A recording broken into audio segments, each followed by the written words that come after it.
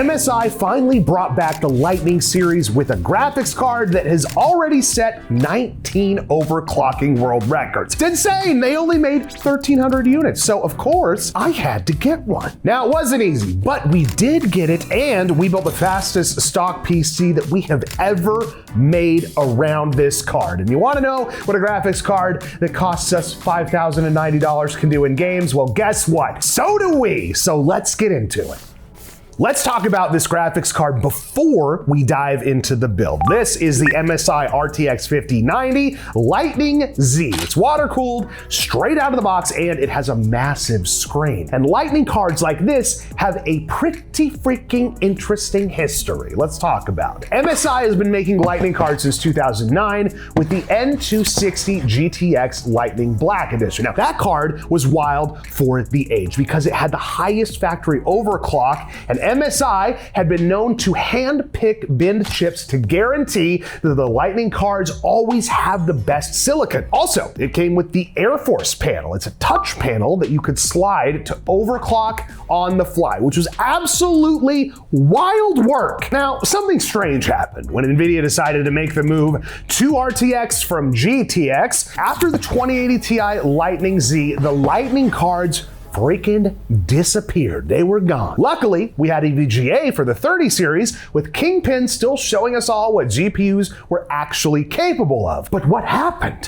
What happened, Zachary? Well, it was supply chain chaos, of course. With crypto mining driving prices to insane levels, an already high-priced and premium niche card with limited production for extreme overclockers would have been, let's just say, a little bit of a bold move at the time. 3090s were at double MSRP on eBay, and the 40 series Ada Lovelace GPUs needed up to 450 watts for flagship silicon, with extreme cards like the ROG Matrix 4090 needing up to 600, and that's a lot of power, ladies and gentlemen. At that point, a high-tier 4090 was already at the upper limit of cooling demands, and there wasn't much room for a Lightning, while the Supreme X was almost fast enough to be called a Lightning card itself.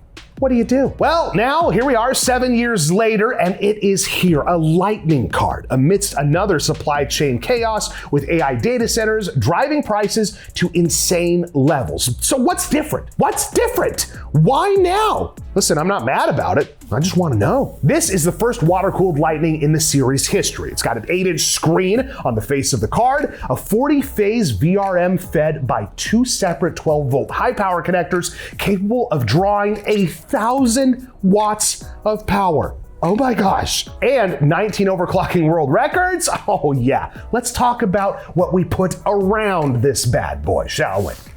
This right here is the Cooler Master HAF 700 Evo. HAF stands for high airflow, and Cooler Master means that quite literally. Let me tell you about it. It's full tower EATX compatible, and it's got GPU clearance of up to 490 millimeters in both horizontal and vertical orientation. It's got 5 pre-installed fans, including 2 massive 200 millimeter sickle flow units that are right there up front. It's got radiator support for up to 480 millimeters on the side, 360 millimeters in multiple positions, and rotatable radiator brackets that let you angle your cooling setup however you want. And it's got toolless panels throughout the entire thing. I mean, just look at the space inside of this thing. Look at it, baby. When you're fitting a graphics card that draws 1,000 watts and has its own integrated radiator, the case needs to get out of the freaking way and let you build in it, baby.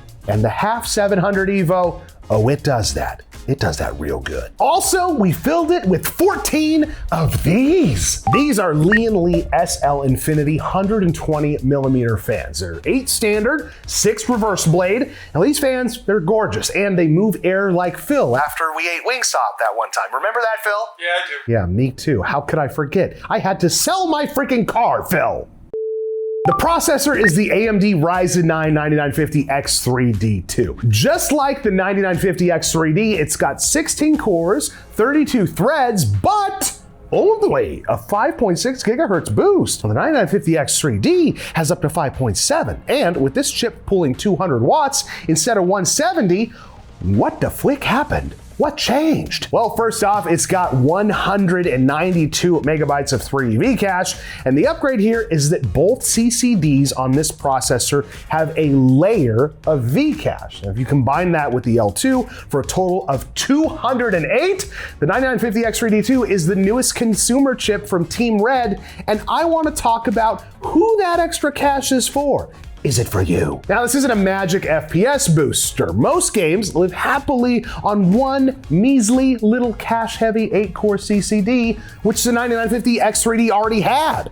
This chip is for the person who games, but also builds worlds, runs creative workloads, and runs 6 freaking programs at a time. Now, for this build specifically, the Lightning Z is a 1,000-watt GPU that can sustain extreme clocks indefinitely. Pairing it with the dual V-cache CPU was intentional because you don't buy this PC just to game.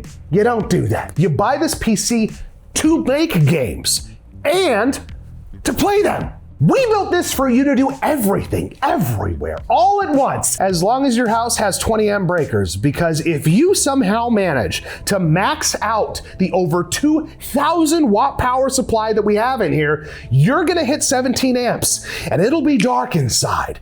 Real dark inside. You might want to hit subscribe before your power goes out. The motherboard is the Asus ROG Crosshair X870E Hero. I mean, just look at it. It's got an AM5 socket, X870E chipset, and it's the top chipset tier for this kind of build. It's got full PCIe 5.0 across the board, Wi-Fi 7, multiple M.2 slots, including PCIe 5.0 for the Kingston Fury Gen 5 drive that we're running. VRMs are overbuilt for a chip that can boost to 5.6 gigahertz under sustained load. Built ROG tough. That's funny, right? Because Ford and Asus, you can hit me up, guys. I need help over here. The X870 Hero is the board that you buy when everything matters and you want the absolute best. It does not get more simple than that. 96 gigs of fat DDR5 6000 Fury Renegade from our friends at Kingston. You know, in 2026, having 2 sticks of 48 gig DDR5 memory is kind of a flex, isn't it? It kind of is. Most builds run 32 or 64, and listen,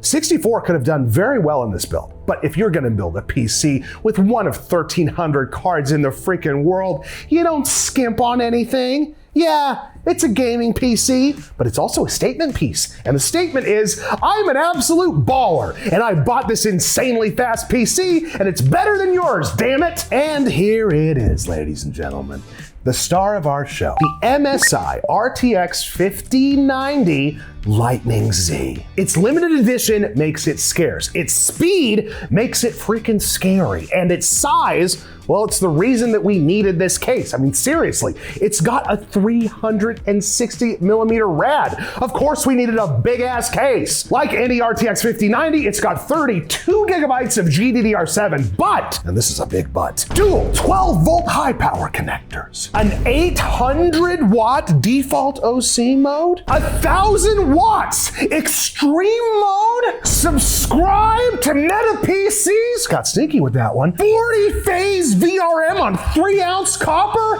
19 overclocking world records, an 8-inch screen built into the face of it. This thing is not your dad's 5090. In fact, I'm pretty sure my dad doesn't even have a 5090. And if he did, I wouldn't have him get this one because it's a little expensive. You don't need one, Dale. Love you.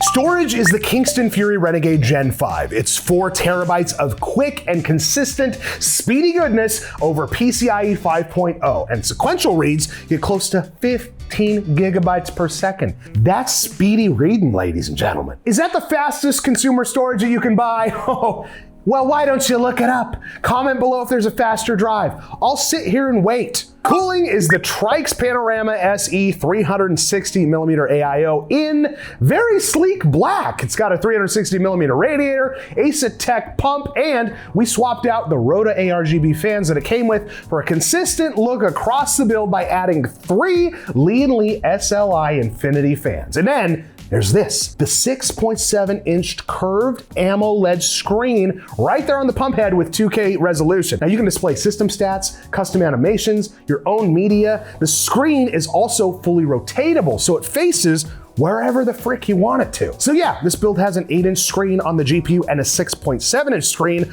on the AIO.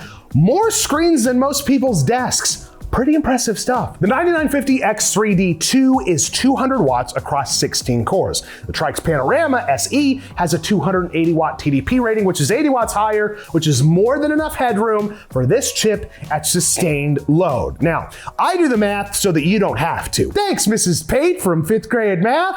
How's the scalp doing these days? So what's powering this build? Oh, I'm so glad you asked. This card pulls more wattage than an entire budget build, hell, even some mid-tier builds. So we needed, as Tim the Toolman Taylor would say, more power, baby! It comes in the form of a Silverstone Gila 2500 RZ. 2,500 watts of cybernetics platinum power, native 12-volt high power connectors, 2 of them, by the way, for the Lightning's dual power inputs, so 2 and because we need the 2, because it has whatever. Like Noah! Like Noah, 2 by 2, the power will come. Here's why this number exists, all right? The RTX 5090 Lightning Z in extreme mode draws 1,000 watts all on its own with nothing else added. The 9950X3D2 adds another 200 under load. Now the rest of the system with 14 fans, an AIO pump, motherboard, storage, all of that adds even more right there on top. A standard 1200 watt unit does not cover this build in the slightest. A 1600 watt unit covers it, but you don't really have much headroom to work with. 2,500 watts means not only you can upgrade, which you actually can't, basically, but you're not gonna run into any issues. You always wanna factor in 20 to 30% headroom for your build at the very, very least. All right, 2 more things before Jared takes over.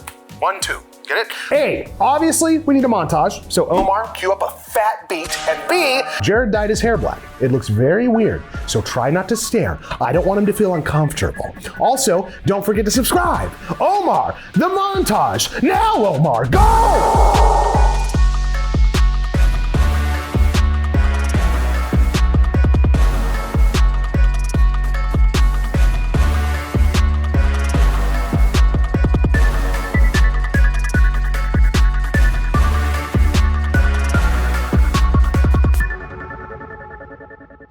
What's that say about me? Did he like it? Oh, we're filming? Oh, okay. All right, let's dig into this build. And before we start, yes, we tested this thing a few different ways. 800 watt mode, which is the Lightning Z stock setting. The 1000 watt mode, which is an extreme profile GPU V BIOS. And we did it with the screen on and off to see if it messes with performance at all. Now, this is important to know. 1000 watts doesn't magically bump all your numbers up at this level. You're not just waiting on GPU power anymore. You're running into game engine, CPU behavior, resolution, and how repeatable the benchmark actually is. Remember, everything is 1440p unless I say otherwise. All my benches have no upscaling, no frame gen, raw hardware, real numbers, eat fresh, or whatever. Still Nomad across 3 runs, average right around 15,490. And for context, the Apivia build with a 5070 Ti scored 6,777. So yes, this is more than double that. A 5090 doesn't play the game the same way other GPUs do. And the Lightning Z, it walks into the stadium and the referees avoid eye contact. This card is a beefed up bruiser, my guy. Something interesting though, going from 800 to 1000 watts didn't really move the needle that much. We're talking about a 63-point difference here. Cinebench R24 landed in the mid 2000s in our testing with our cleanest run at 2391 and another screen on pass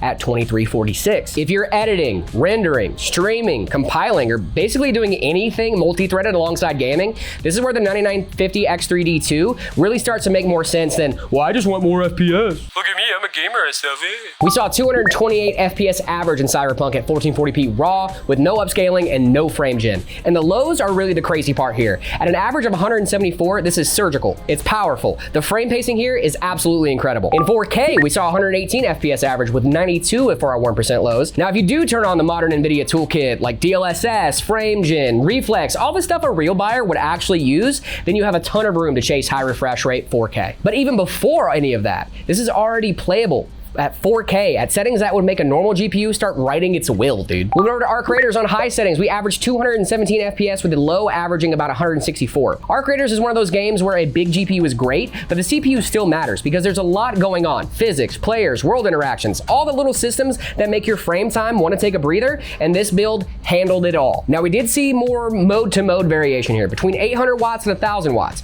but not in a way where I'd say 1000 watts automatically wins here. It's more like this card already is so far up the stack that some games just don't scale cleanly with more power. Still, 217 average, 164 lows, that's fast. And everyone's favorite babysitter, Fortnite, over 300 FPS on average. The 1% lows had some variance, but landed around 210. Fortnite 1% lows are a goblin that I personally hate, but 210 is nothing to shake a stick at. Phil can't even hit 120 FPS stable on his build. Hey! And you have a 3090, nerd. Yeah. This is also one of the places where 1000 watt mode looked better than our 800 watt screen on pass, especially in the lows. I'm not gonna oversell that it's a universal truth because again, Fortnite replays are not perfectly repeatable. But in this run, the 1000 watt mode looked really strong. Rivals on high saw 171 FPS on average. Now there was a subtle variance in the 1% lows, with the second run dipping to about 125, but with an average 132, 1% low, and 171 for the average FPS, I think it's a win. Compared to our 800 watt screen on pass, this is one of the cleaner places where the final 1000 watt config actually looked a little bit better. The average moved up, the lows moved up, and the game felt more like what you'd expect from a build that costs more than some people's first car, or current one, Phil.